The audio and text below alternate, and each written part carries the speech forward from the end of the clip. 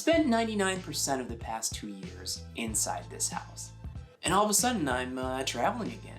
In the past 2 weeks, I've been to Grand Rapids, Michigan. I've been to Dayton, Ohio. I've been to Phoenix for family vacation.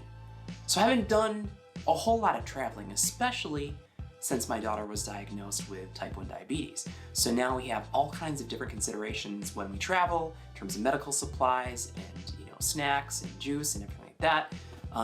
So I was a little nervous to fly to Phoenix last week for spring break, not knowing how things are going to go. It only takes one unhappy TSA officer to have a bad day and throw you through a loop. So I did a lot of research.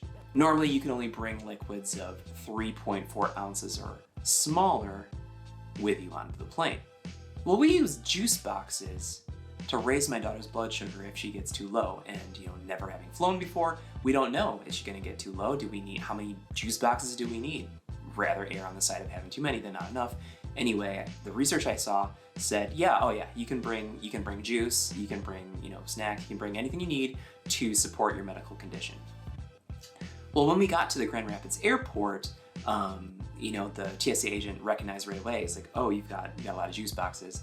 Are you traveling with a diabetic? I was like, yeah, we are. He's like, okay, well, since we can't, test these juice boxes, they're closed, we don't wanna, perforate them or anything like that, then we've got to search you.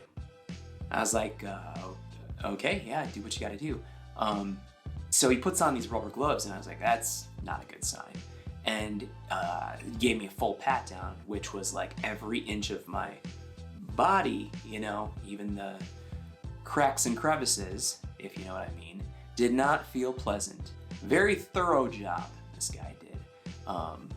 Up, around, really up in there kneading the dough, if you know what I mean. We didn't have any choice, that's what we needed to do, that's what we had to bring. So it was fine, we got there early, so it didn't take too much longer, but on the way back in Phoenix, that airport, first thing that I could tell this wasn't gonna go well. The lady, at the TSA area said, hey, whose juice boxes are these? I was like, that's ours. She said, you can't have these. I said, well, it's a medical condition and stuff like that. And she looked at me, she's like, all right, I'll let it slide. It's like, what are you letting slide? This is a rule, it's a federal rule. So she calls over this large, grumpy guy who was to give me the full pat down. And not only did he do the same kind of cracks and crevice work that the other guy did, just a little bit firmer and rougher, they had to go through my carry-on, my backpack, just everything that I had with me, and test it. They had these little strips and they're testing things and then scanning it to see if there's any traces of contraband. By the time I collected all my things, got everything together, and then headed over to the gate, it was time to board. So we barely made it on the way back.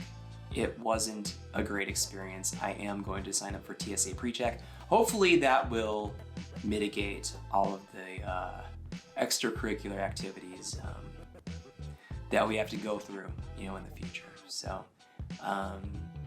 lesson learned, we're only gonna bring the exact amount of juice that we think we might need, but I guess that's life, traveling with medical conditions. Primarily, I guess it's just the luck of the draw, who you get. The first guy was like, oh yeah, we see this all the time, I just need to touch your butt cheeks and then you can get on your way. And then the second group was a little more upset with me. And, I guess that's the luck of the draw. I guess that's anywhere you go, your coffee barista, your bank teller, or any profession, sometimes you're dealing with someone who has had a bad day. Sometimes you're dealing with a jolly fellow or gal,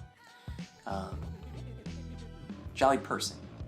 That was just our first experience flying since diagnosis, so hopefully we'll get better at it and we'll continue to improve our packing and process going forward. But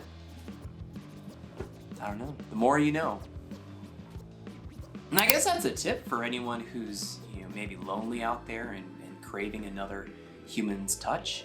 Go through TSA with 4 juice boxes, and you'll get some attention. You may feel things that you haven't felt in a while.